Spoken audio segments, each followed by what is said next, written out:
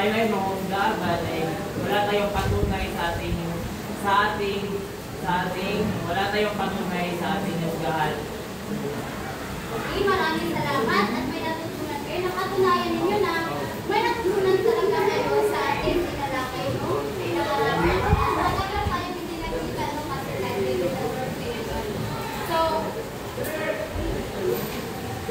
So, ngayon, bago tayo dadako sa ating bagong pagsatalakayin, magkakaroon muna tayo ng suring larawan na kung saan may ipapakita akong larawan sa inyo at susuriin ninyo kung ano ang nais ipaliwanag o mensahe na ang larawan ito. Okay, magbibigay ako ng isang minuto para sa pagsusuri ninyo sa larawan niyan.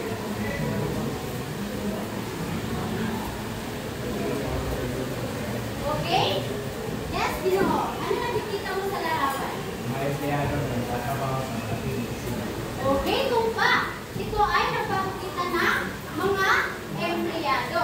So ngayon, anong katangian ba dapat mayroon na isang empleyado? Yes, binibini. Masipag. Okay, hindi na kailangan na masipag. Ano pa? Yes, binibini. Maganda. Ano pa? Meron pa ba? Yes, binibini. Determinado at tapat sa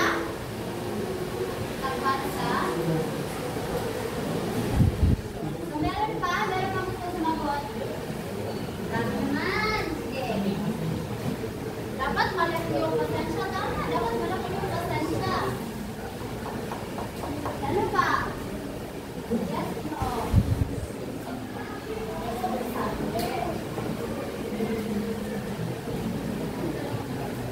So, ngayon, titingnan natin kung may kaugnayan ba ang lahat ng sinasabi ninyo sa ating bagong paksang tatalakayin. Pero bago iyan,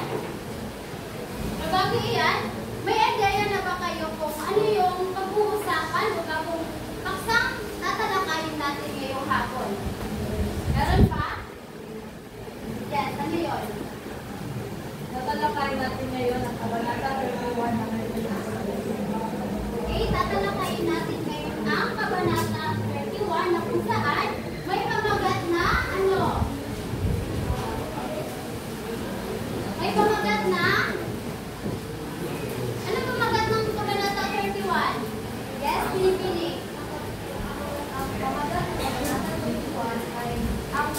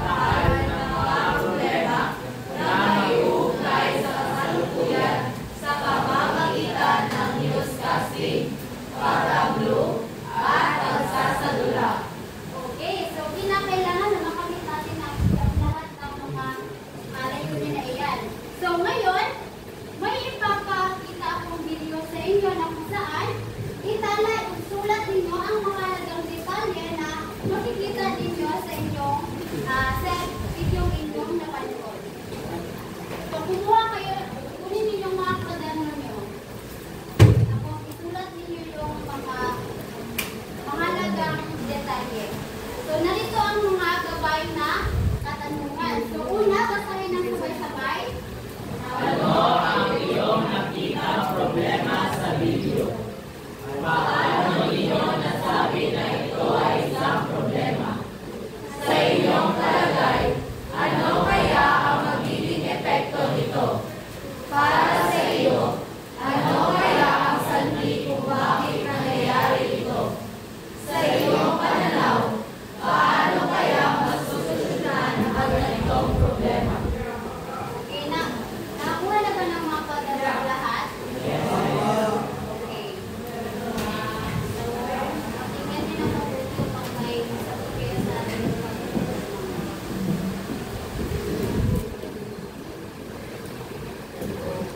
Nagkakaroon ako at nagkailang mga ito na maraming sa ating pangpahay sa luwapahin tayo.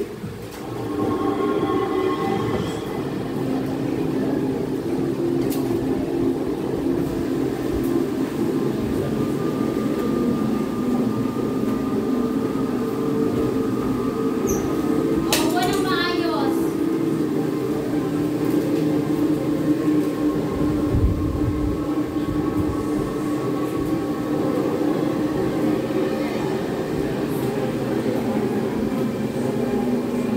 Lumaganap sa nalalitan ng balita sa pagkabilunggo ni Basilio nang makarating ang balita sa ubong tinitirahan ni Huli at ng kanyang ingkong ay kinailangan pang ilipin sa kanya ito ni Hermana Bali. Ipare ka, Mara! Ang hula! Napakagatlamin si Huli at nalungkot na nagmuli-muli. Nagkabuluyan ang mga dukhang kamag-anak ni Basilio upang mainitas ang binata, ngunit hindi man lang nakatipon ng 30 piso. Kaya umisip na lamang yung lalo mabuting paraan si Hermana Bali. Ipinaya niya ang pagsangguni sa kawanila para sa mahihirap. Huwag kang matakot. Kasama mo ako. Siya, bumalik na tayo kung ayaw mo. Pabayaan mong balikin si Basilio sa daan at sabihin ng tangkang tumakas. Kapag patay na, saka kang sisi. Isang dalaga ang sumaniniya sa malarangan ng kumbento na bumagsak sa batuhan at namatay. Kasunod naman ang paglabas ng isa pang babaeng parang galing na sinisigaw at tumitig sa lansangan. Kinabukasan, si Tandang Selo'y tuluyan ng nawala sa ngayon dala ang kanyang sipat sa pangangaso.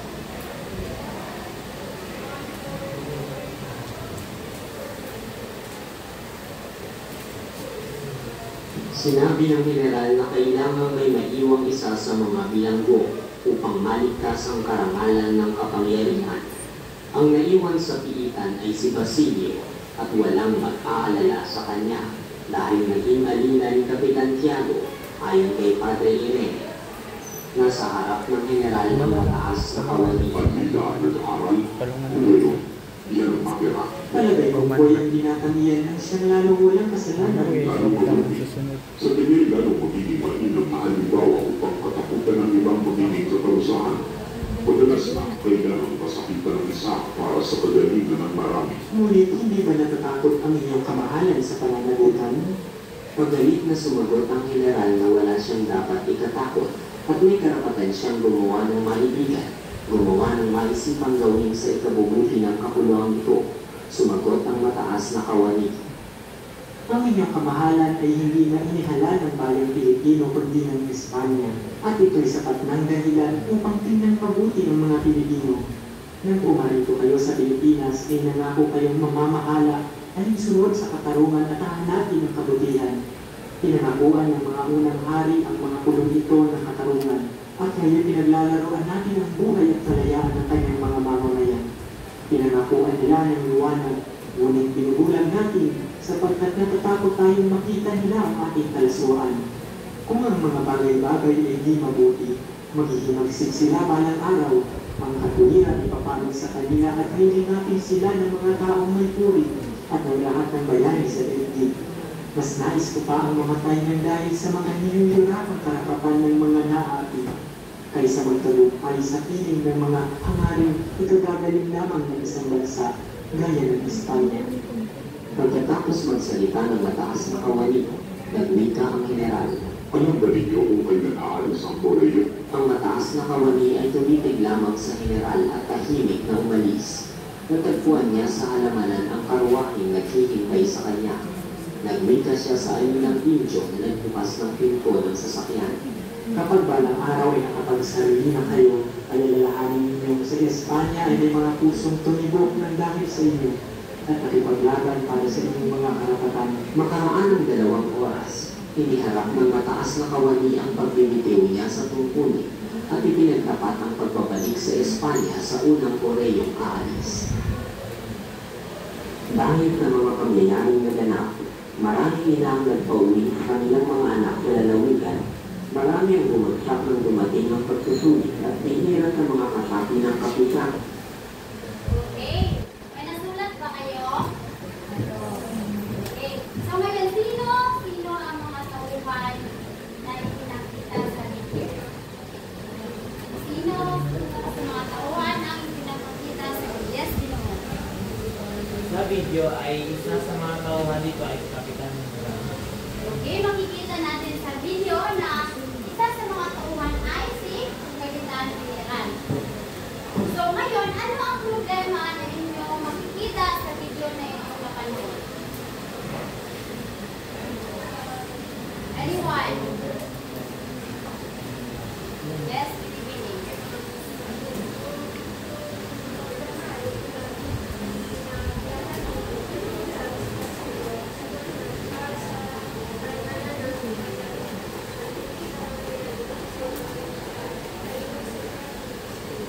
Okay, naniniwala ba kayo doon sa sinabi ni Pilipini?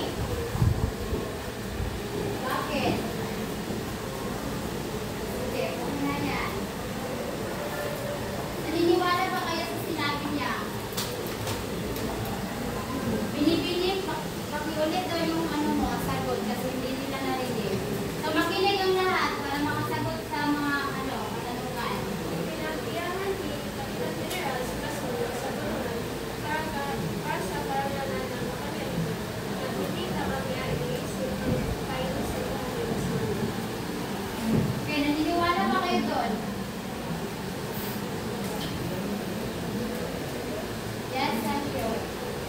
Oo, dahil ipinatulong niya si Basilio kahit siya'y nakapagtapos ng medisina at inosente para taputin ang ibala pag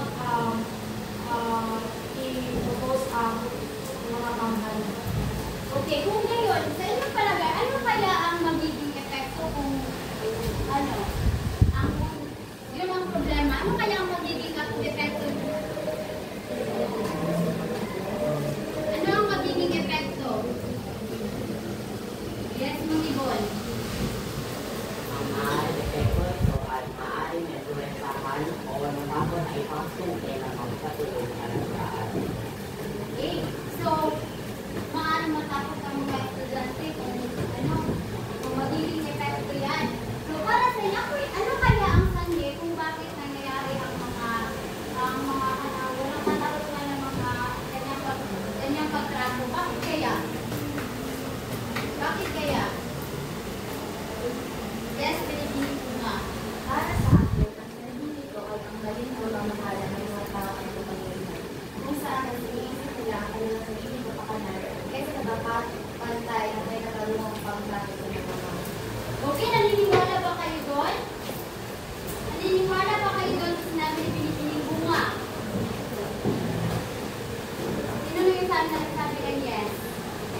Sige, patunayan. Sumali pamamahala daw. Ang gobyerno. So, sino ang nagsabi na yes? Okay, walang gusto sumagot. All not is gusto tayo.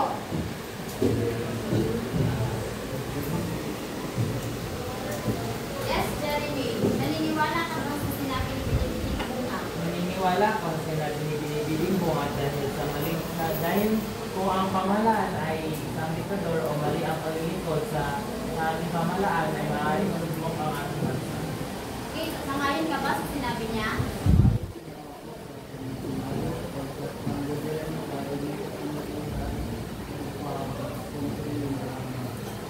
Okay, maraming salamat.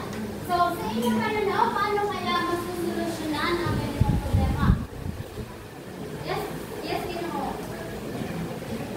solusyon dito ay dapat tayong pumili ng mga maglilingkod sa ating bayan na may malasakit sa kapwa at humili. Okay. Dapat ay, sinasabi nila kapag election, di ba, white para pagdating sa hindi tayo magsisisi kung sino yung binoto natin, di ba? So, ngayon,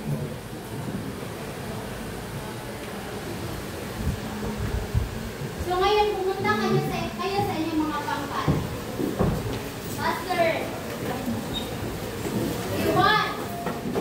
2, yes.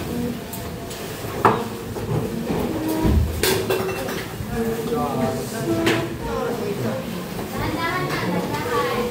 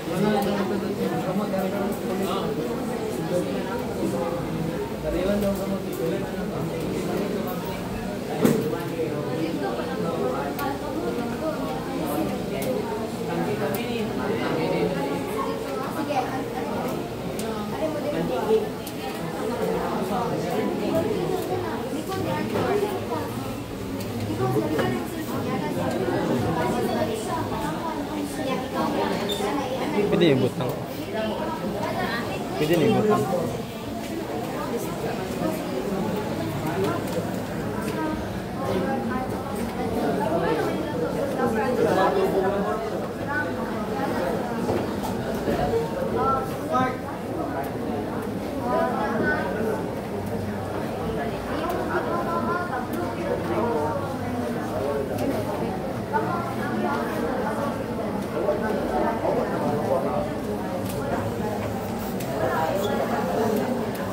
Video.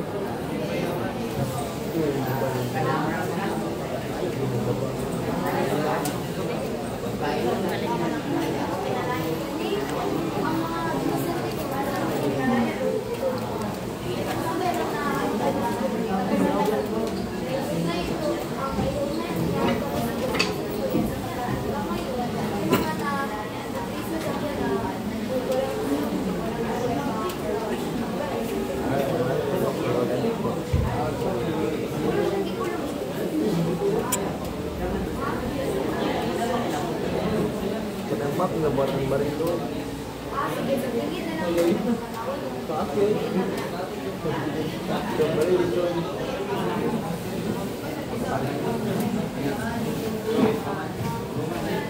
Okay, pangkat-pangkat ko, makinig kayo at gumawa kayo ng tanong na ang pinapakita.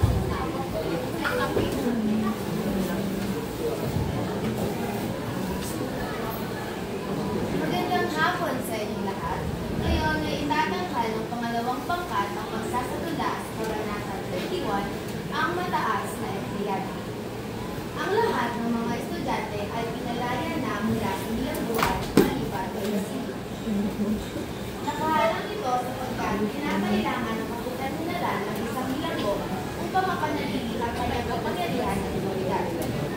Gayunpaman, may isang mataas na empleyado na tumanggap sa pagdidespensa kay Basilio. Naniniwala ang empleyado na inosente si Basilio. Sa pagtatanggol ng kapitan general, sinabi ng general na kailangan nilang isakripisyo ang pagkanan ng isa para sa ikakabuti ng marami upang maiwasan ang pagluloko ng kapitan general. Bilang konklusyon, ang naging suliranin sa kabanatang ito ay ang hindi pagpantay na pagdato ng mga tao may kapangyarihan para sa kanilang sariling kapakanan. Naway kayo ay naunawaan at maraming salamat. Okay, bigyan natin ng pagkakisip sa dalawang pangkat. So, ano yung tanong na ikatlong pangkat? Meron ba kayong tanong? Dapat magtanong kayo kasi may 2 points yung number 1 na ay! Ayun pala. Okay, ang unang pangkat. Magtanong na pangkat. Nangyayari pa rin ba yung sisilubuyan? Okay, sagutin ninyo.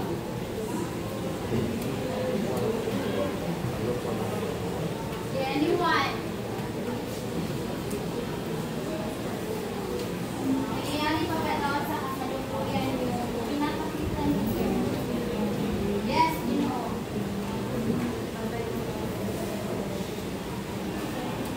Oo, nangyayari. So, sabi mo siya. Nangyayari pa rin yung mga kasalukuyan kasi kaya sa gobyerno natin hindi sila papantay ng kontrato sa atin kasi sila ay matatawag ng kontrato dahil nakawal sila pera ng bayan. Sagot ba yung tatanong ko ninyo? Okay. So, sino ang handa na ng pangkat? Kaya handa na kayo kasi hindi na kayo dito sa Nagbunda na talaga tayo. Pare-pare. Bunda na ako. Ang nagbahala na sa mga ito. Hanakan niyo ako.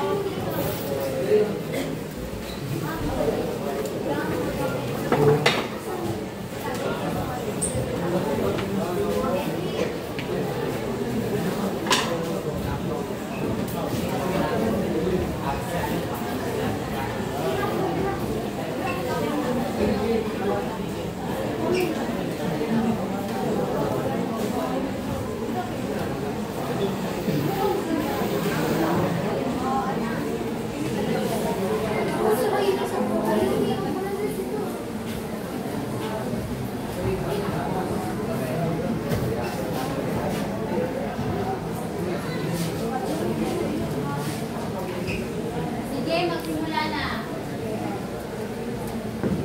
Magandang hapon sa inyong lahat. Kami ang magpapaliwanag sa ilalahad na tablo ng pangkat 3. Ang pinakamahalagang suliranin na naganap sa Kabanata 31 ay ang hindi pagpapalaya kay Basilio kahit ipinagtanggol na ng isang mataas na empleyado. Naglalarawan ito sa isang pamamahala na walang hustisya at hindi nagdudulot ng kagalingan para sa bayan. Maiuugnay ito sa kasalukuyan sapagkat may mga nangyayari pa rin na kawalang hustisya sa panahon ngayon, kagaya na lamang ng pagpapakulong ng mga inosente kahit wala itong patunay hanggat ang nagpapakulong ay isang makapangyarihan na individual. Kaya hanggang ngayon ay masasabi pa rin natin na hindi pantay ang pamamahala ngayon. Iyon lamang ang ilalahan ng pangkat 3. Salamat sa pakikinig. Okay, bigyan natin ng masigarong palakpak ang pangkat. Pangkat, pangalawa, mga mayroon. Oh, ito may kahoy. Sige, makinig kayo. Sa inyong palagay, bilang isang pamataan, paano ninyo masusolusyonan o anong aksyon na inyong gagawin upang masolusyonan ang suliranin? Sige, sagutin ninyo yun. Binibili, pakiulit ko yung ano. Bilang isang pamataan, paano ninyo masusolusyonan ang suliranin ito o anong aksyon na inyong gagawin? Ang maaaring maging solusyon dito ay ang pagtatrato ng pantay sa lahat ng individual kahit na hindi makapangyarihan, kagaya na lamang ni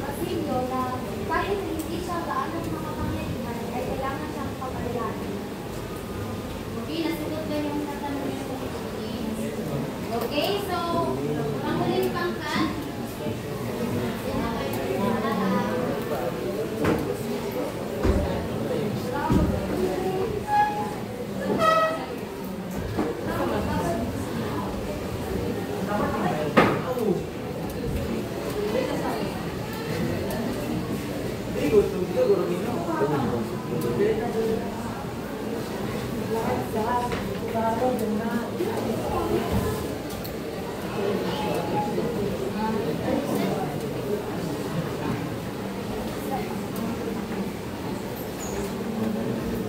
Mula sa bulwagang pambalitaan, himpilan at sandigan ng bayan, ito ang HMT News 298. Narito na ang mga nagbabagang balita mula sa loob ng bansa.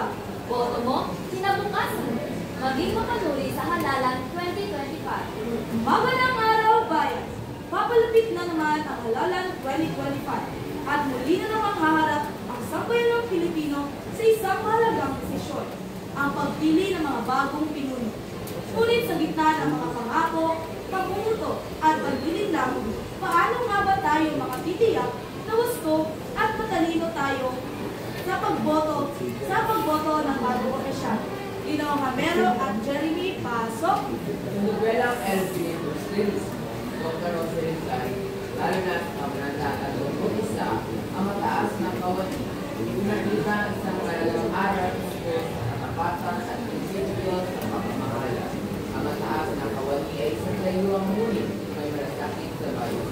Hindi tulad ng maraming profesional na inuuna ang kanilang lidership.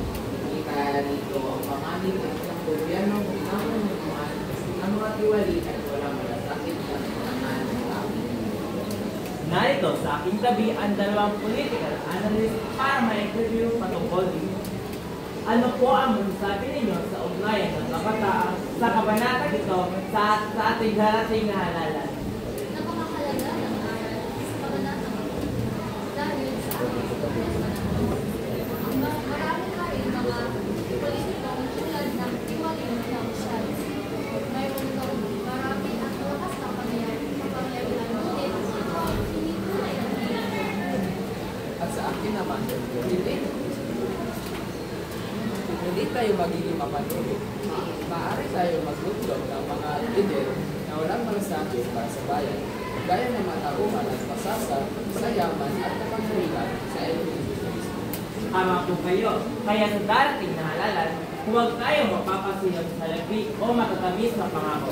Kilalanin natin ang mga kandidato, suriin ang kanilang track record at piliin ang tunay na may malasakit sa bansa.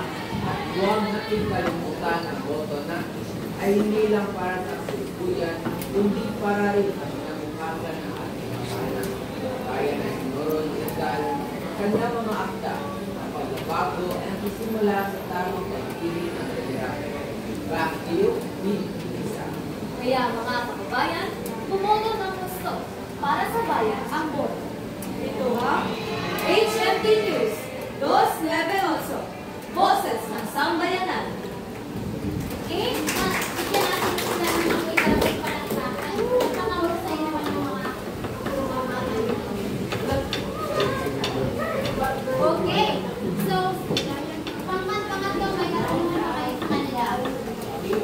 Sige, sabihin niyo sa kanila. Tanong niyo sa kanila. Digo. Pangatlo na, pakinggan naman ng katanungan. Sa tingin ninyo, sa panahon ngayon, na ipapakita ba ng bayan ang pagboboto sa mga karapat-dapat na kandidato upang magampanan ang pangangailangan sa pamamagitan sa tamang paraan, kagaya na lang ng pagtrato sa taong inosente.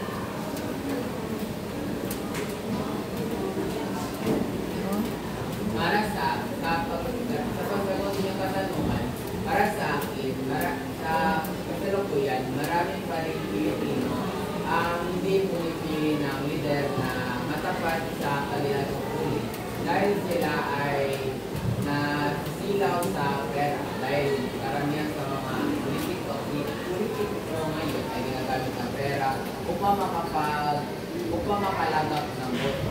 Kaya karamihan ng mga opisyal na iniluklok sa ating gobyerno mga kurap at pinipili lang ang kanilang sariling interes, kaya ang Pilipinas ay hindi. Inasagot ko yung katanungan. Okay, para sa lahat ha, ang katanungan ko. So, sinasabi ninyo na sa Kabanata 31, makikita ang walang katarungan. Dito ba?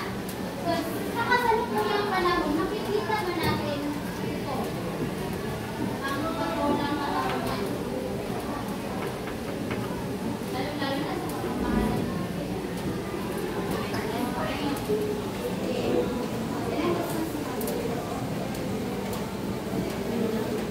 Nangyayari ba ang walang katarungan sa panahon? Sa kasalukuyang panahon?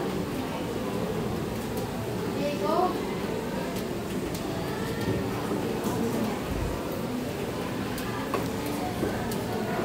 Makinig ang lahat. Para sa akin ay, ako ay naniniwala na karamihan sa mga politiko ngayon ay hindi ginagawa ang kanilang trabaho bilang isang public servant dahil sila ay pinipili lang ang kanilang sariling interes kaysa sa mga pangangailangan ng mga. Okay, naniniwala ba kayo sa sinabi ni Maria? Yes? Naniniwala ako sa sinabi ni Ginoong Romero dahil marami na kayong ibinabalita na nag-aaway na daw ang ating pamahalaan para sa kanilang pansariling interes. Kaya para maging responsable, para maging responsable sa pagboto, dapat tayong pumili ng opisyalis na determinado at tapat sa servisyo. Okay, sangayon ba kayo sa sinabi ni Binibini Saliot? Sino dito? Sangayon ba kayo sa sinabi ni Binibini Saliot? Yes, okay.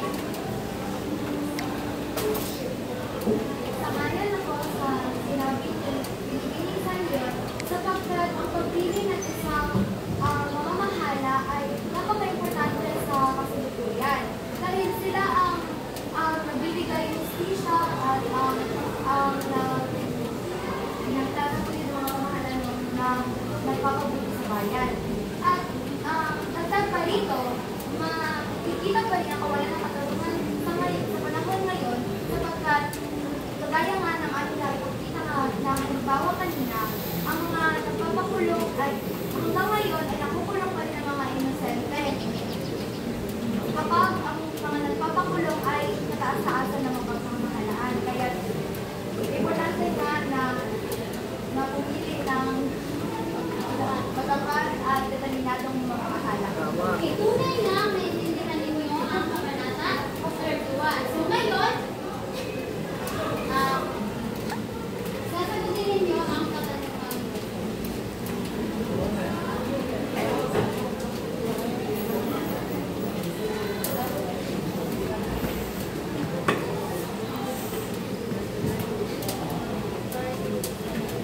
Okay.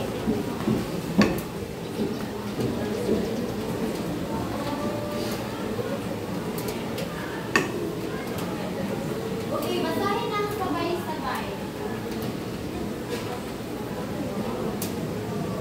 Bilang isang Marian Teresa na mag-aaral, sino sa mga tauhan sa aktang binasa ang dapat mong tularan?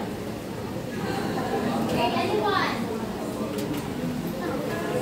Sa Kabanata 31, sino sa mga tauhan ang inyong magbasa? Yes, binibining bunga. Sa Kabanata 31, ang tauhan na nais tularan ay ang matahan dahil ipinaglaban niya ang pagkakalalan ng karapatan ng Okay? Naniniwala pa kayo sa sinabi ni binibining bunga? So, gusto niyang tularan ang mataas na empleyado. So, kayo, sino ang gusto niyong tularan sa tauhan? Sa Kabanata 31. Yes, Timo. Ang tauhan natin tuwing tularan sa Kabanata 31 ay ang mataas na empleyado. Kapag bilang sa bayan talaga ay nararapat natin paglaban ano ang tama. Ang ginawa ng mataas na empleyado sa Kabanata 31 ay ang nararapat sa atin. Okay, maraming salamat sa inyo. So, makikita natin no, kung ano yung ginawa ng empleyado. So,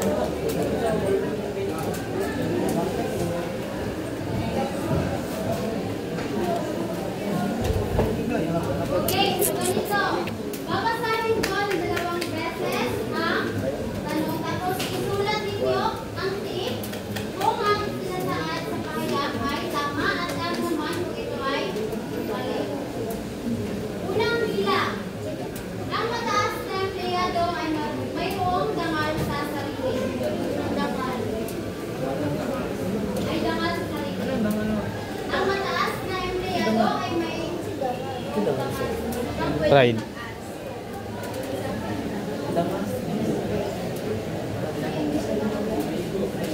Kasi pride siyan sarili ba?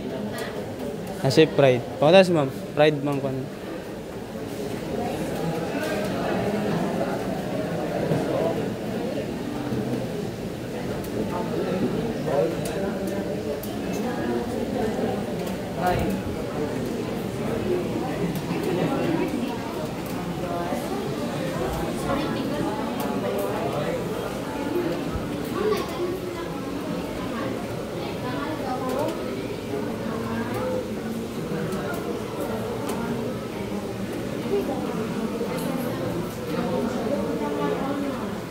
Honor.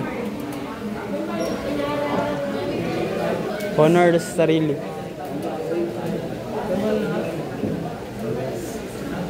Okay, tapos na? Okay, pangalawang bilang, nais ng Kapitan General na palabasin si Basilio sa Kapitan. Nais ng Kapitan General na palabasin si Basilio sa Kapitan. Tatlong bilang, walang pakialam ang Kapitan General sa mga mamayang Pilipino. Uulitin ko, walang pakialam ang Kapitan General sa mga mamayang Pilipino. Ika-apat na bilang, si Makaraig ang unang nakalaya sapagkat mayroon siyang pambayad. Uulitin ko, si Makaraig ang unang nakalaya sapagkat mayroon siyang pambayad. Okay, panghuling bilang, lahat ng sinasabi ng empleyado ay tinututulan ng Kapitan General.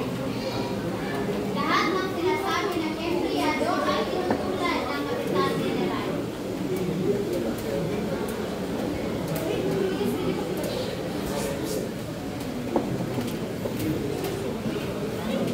Okay, tapos na? Okay, group leader, mag-collect ng mga papel. Ito na lang.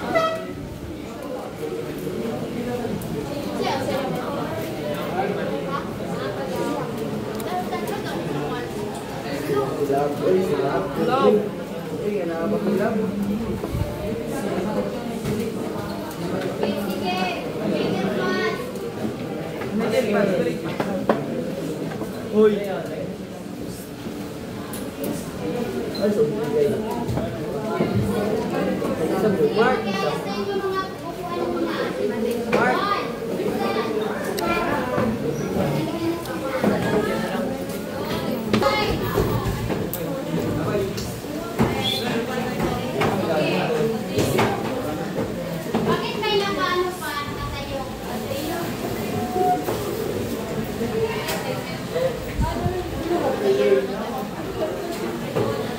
Okay, so bilang pagbubuon, may nauunawaan ba kayo? Okay, meron. Okay, so magkakaroon tayo ng tutukan at so tutukan nyo ang sasabihin na ito. All group kasi tutukan tayo.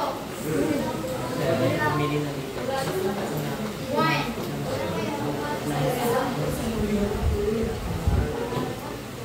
Okay. Sige, sabihin niyo, ano yung araw na natutunan niyo? Para sa akin, ang aral na aking natutunan ay dapat tayong pumili at bumoto ng kapal na opisyal sa lipunan. Kaya kung mga pinipilihan na dagat tayo pumikinig sa iyo at sumasangayon na ang pumili ng aming Pilipino ay talaga ilang sila ng natuloy sa pagkakal na magundalitan ay Kaya kung ano yung sabi niya?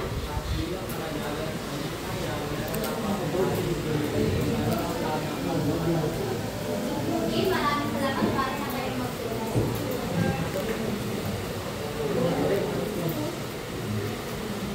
Okay, magsitayo ang lahat.